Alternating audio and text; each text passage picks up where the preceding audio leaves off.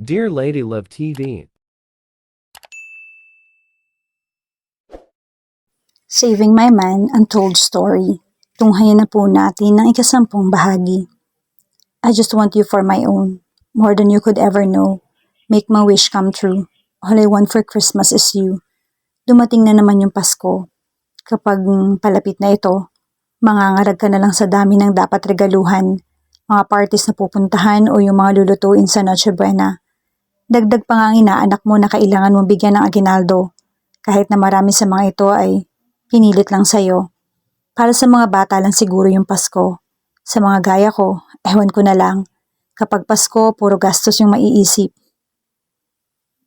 Alvin, nasusunog ata yung karne. Tawag ko. Nasaan ba tong pinsan ko?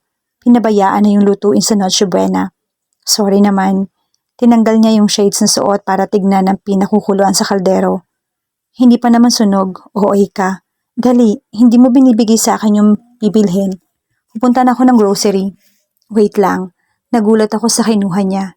Talagang sa tablet kailangang isulat ang bibilhin. O heto, dalhin mo na lang. Ano ba tong pinagsusulat niya? Ito ang mahirap pag may pinsan kang obses sa pagluluto. Kung alam lang niya kung gaano ito kasakit sa bulsa, kahit na kami lang naman yung kakain. Iniwanan ko na lang yung mga tao sa bahay at dumiretso sa grocery para mamili. Gaya ng inaasahan, hindi magkaunda-ugaga ang lahat. Animoy nagpapanik buying ang mga tao sa dami ng pinamili nila. Dampot dito ng spaghetti, sauce, tinapay, keso de bola, hamon at kung ano-ano pa. Gusto ko silang tanungin, naghihirap pa talaga ang Pinoy? Buti na lang talaga. Naitatabi ko yung perang galing sa tutorial.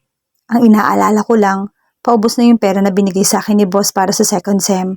Bahala na nga, kasya pa naman siguro. 1,403.75 po sir. Hala, 1,000 lang yung nadala kong pera. Buti na lang dala ko yung ATM card ko. Nakakahiya namang iiwan ko na lang to dito. Miss, pa-debit na lang dito. Inabot ko yung card sa kanya. Sir, hindi po ma-read yung card nyo. Ang laking abala nito. Pinaulit ko pa sa kanya hanggang sa gumana sa wakas. Pero mas nagulat ako sa nakasulat sa resibo. Card balance, 98,596.25. Binigyan pa ako ni boss ng pera ngayong Pasko.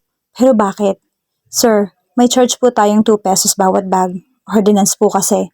May dala akong green bag. Dito mo na lang ilagay.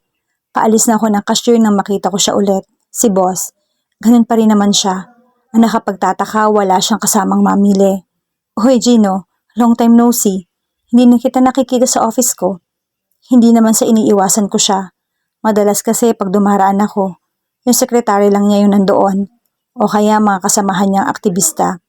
Hindi ko din naman sigurado kung gusto ko ba siyang makita. Gusto mo magkape muna tayo? Kahit sandali lang? Boss, nakakahiya naman po sa inyo. Pero sa huli, hindi na rin ako tumanggi at pinagbigyan ko siya. Kumusta ang pag-aaral mo? Yon ang bungad sa akin ni boss habang nakatambay kami sa coffee shop. Okay na po, medyo nanibago pa sa bago kong course pero nasanay na rin. Oo nga nakita nga pala kita dun sa rally. Dati sa Senado. Humigop siya ng iniinom niyang kape. Polsa ba yung kinuha mo? Hindi po, public ad po. Humingi siya ng tawad sa akala niya. Akala ko kasi magkaklase kayo ni... Sino po? Wala. Pero napilitan din siyang umamin sa huli.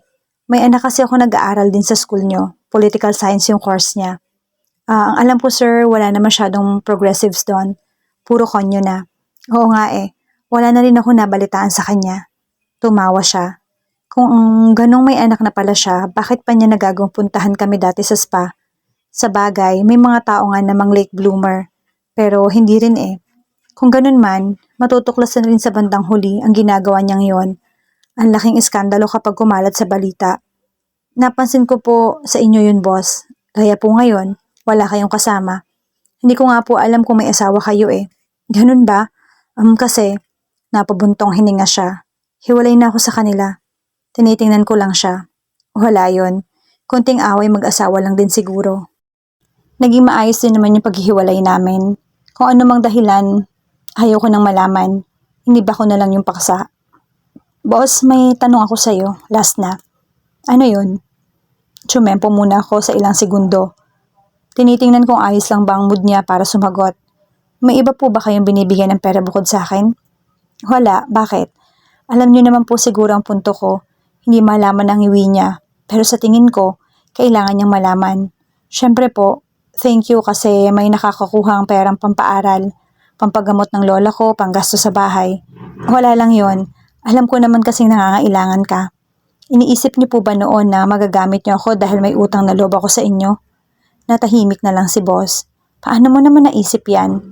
Naisip ko lang po kasi kung bakit ang bait niyo sa akin. Gaya po ngayon, binigay niyo po ako ng 100,000 sa ATM. Hindi hamak naman po na mas marami kayong pwedeng pagbigyan nitong pera. Yung mas matipuno naman ang itsura kaysa sa akin. Hindi na malaman kung paano ako sasagutin. Isipin mo na lang ibinigay ko yan dahil alam kong kailangan mo talaga. Hindi dahil humihingi ako sa iyo ng kapalit. Boss, hindi na lang po para sa trabaho niyo itong iniisip ko. Para na rin ho sa pamilya niyo. Isipin niyo na lang po kung anong iisipin ng anak niyo. Umalis akong dala ang pang Noche Buena na galing sa pera ng bayan. Habang naiwan siyang nag-iisip, nahihiya marahil sa mga inasal niya noong nakaraan. Oo, masakit ang mga salitang yon, pero kung iyon ang paraan para hindi na lumaki pa ang problema, kailangan niya nga sigurong marinig yon. Pero naisip ko rin, nahihiya din ba ako sa sarili ko? Ito yung ayaw ko kapag bakasyon, walang magawa, tulala. Tinatamad galawin yung mga papers at projects na dapat sana ay ginagawa. Walang pasok sa school at sa tutorial. Kaya hindi ko na rin masyadong nakikita yung mga kaibigan ko. Lahat naman sila bumalik sa probinsya maliban sa akin. Nagulat na lang ako nang tinawag ako ni Alvin mula sa ibaba ng bahay. Gino, may bisita ka.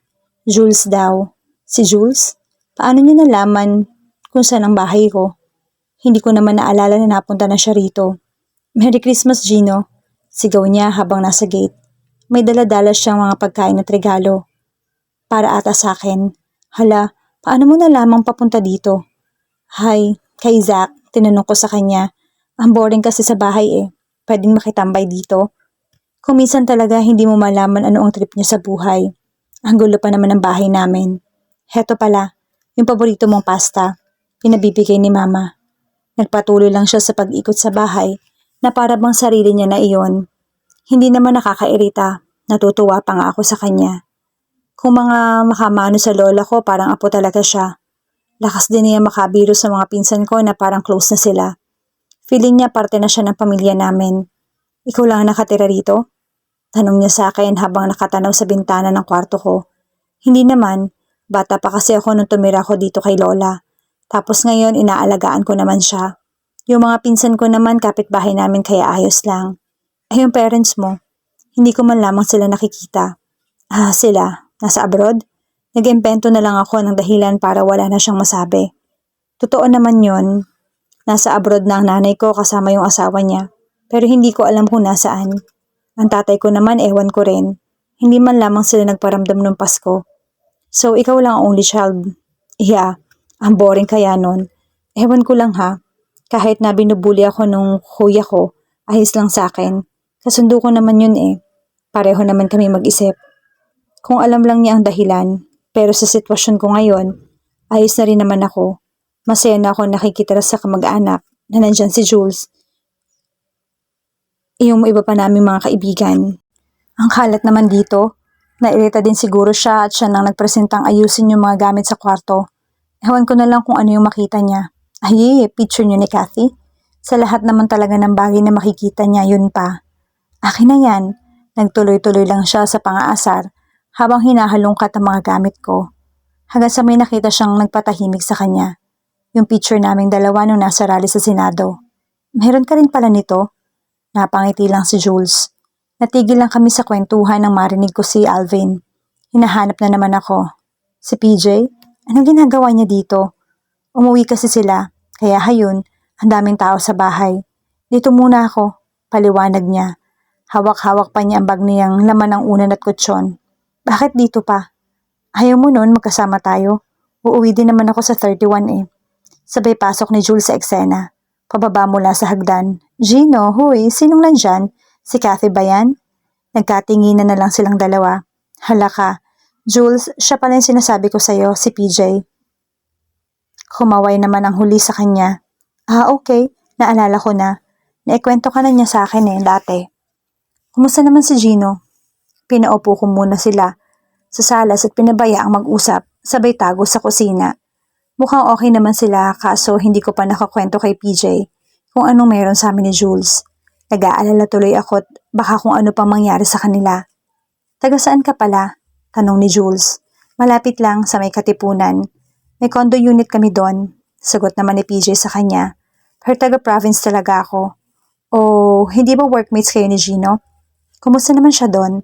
Ayun, mabait. Feeling high school sa mga chuti niya.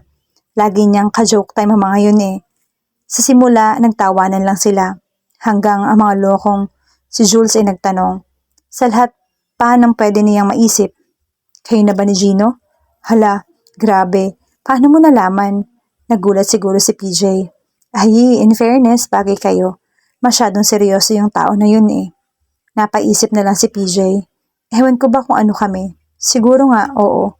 Natahimik sila matapos yon. Good luck. Meron lang akong request ha. If you don't mind. Ano yon? Ingatan mo lang siya, okay? Alam ko hindi tayo close pero just do it for me. Ewan ko ba kung ano yung nararamdaman matapos na marinig yun kay Jules. Pumasok ako sa eksena para alukin silang makakain. Nagkukunwaring wala akong narinig na kahit ano. Gusto mo ng pasta, PJ? Sarap oh, dala ni Jules. At kinapalan pa talaga niya ang mukha at nakisubo sa pagkain. Shit, ang sarap. Hindi na lang siguro pinahalata ni Jules ang inis niya. Baka pagsiselos. O kung ano man ang tawag doon. Hinata ko si PJ palayo. Kailangan ko siyang kausapin. Anong meron? Kinakausap ko pa nga siya eh. Huwag kang gumanon sa kanya, hoy. Ano ba naman meron? At nagsimula na siyang taasan ako ng boses. Mag-aaway na naman kami nito. Nakakahiya. May gusto sa akin si Jules, pero hindi niya alam na alam ko.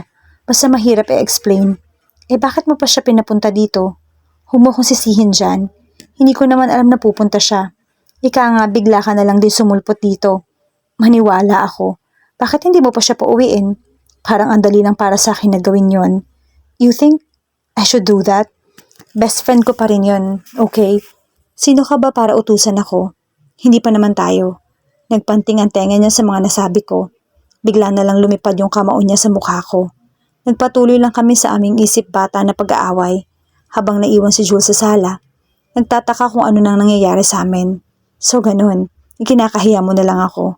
Hindi ganun PJ, okay? Can't you see? Don't you think we're doing this too fast? Huwag mo ako madaliin. Sabi mo eh, yun lang ang nasabi niya. But tell me, hindi mo ba siya gusto? No, PJ, no. Humalik siya sa pisngi kong namaga pa sa suntok niya. Tumaba ka ata, yun lang ang nasabi ni Vernie. Sa akin nang magkita kami ulit sa isang coffee shop malapit sa dati naming trabaho. Matagal na rin akong hindi nakagawi dito at hindi ko naiisip na babalik pa ako. Pero ganun pa rin, pareho pa rin simula nung iniwan ko sila. Matagal ko na rin siyang hindi nakikita. Minsan masasalubong ko siya sa kung saan pero hindi kami nakakapag-usap ng maayos. Hindi na rin naman tugma yung schedule namin dahil sa araw ng pasok ko at siya ay gabi pa rin. At sa lahat ng pwedeng sabihin, ang katawan ko pa ang pwede niyang mapansin. Para nang aasar lang. Sorry naman, hindi na ako nakadaan sa gym Natatawa na lang ako habang hawak yung iced coffee na kanina pa namin pinagsasaluhan. Hindi mo naman sinabi na ang dami palang ginagawa sa public ad. Tingnan mo nga yung eyebags ko maleta na. Well, at least nakabalik ka na. Malapit na rin gumraduate and that's nice. At nagtuloy-tuloy lang si Bernie sa pagtatanong kung ano ba talaga ang bago sa college. Sa mga prof at sa mga kaklase ko. Tama nga naman siya. Pero mga 2 taon pa ako magtitiis kahit na mag-summer class pa ako. May org ka? Well, oo, pero wala lang yon. Tambay-tambay lang kami. Masaya naman, ang daming bagong friends. Ay, don't tell me may love life ka na rin. At paano naman napunta dun yung usapan? Love life ka dyan. Ang corny nga ng buhay doon. Halos wala atang concept ng love ang mga tao. Maniwala ako sa'yo. Tawa lang ng tawa si Bernie. Well, actually nabasted ako last sem. Hindi mo malaman ang shock sa mukha niya dahil sa narinig. Hose, ikaw? Sa gwapo mo yan nabasted? First time dude, first time. Hindi naman ako gwapo. Saka okay na rin yun. Mahirap na pag nalaman niya na yung trip natin sa buhay. Doon na nagsimula maging seryoso yung usapan.